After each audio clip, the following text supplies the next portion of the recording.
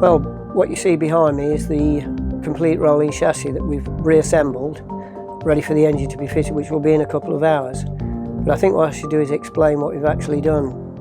The actual steel framing was perfectly okay. Front and rear brakes have been completely rebuilt, calipers taken apart, new seals, new piston kit in both master cylinders, the front fork seals, also the front fork upper spring retainers. They were too badly corroded, and removing them actually damaged them, so we've had new upper fork spring retainers made. Both front and rear wheels were completely rebuilt, so were the brake discs taken apart and vapour blasted for the front and rear discs. As to the other components, another area of difficulty we came across was both ignition coils, and as we removed them, all 4 coil leads broke away from the actual coil. Using our ingenuity, we've actually replaced the HT lead part of this coil.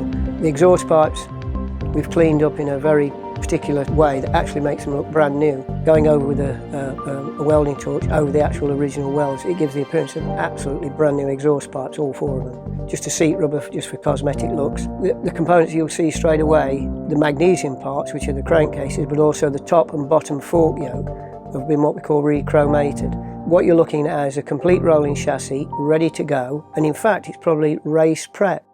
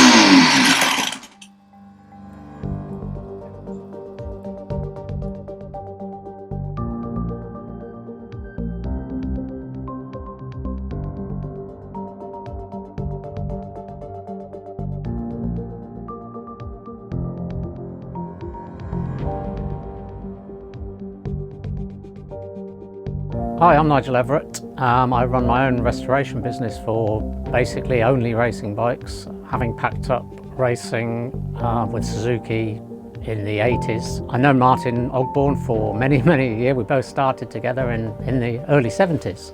I've been lucky enough to have the privilege to work on the Sheene bikes and do the restoration for them. We didn't have any major problems with them. We had the first one, the 76 bike, has got magnesium crankcases to it, which there were a few issues with water corrosion. But with all the modern day welding and bits and pieces that are around, we managed to get the cases repaired. The bike is now up and running. No massive other problems with it really. The internals of the engine were really good. So we pulled it apart, rebuilt it and started it up today, and everything was absolutely fine with it. So now it's ready to go off on its next mission.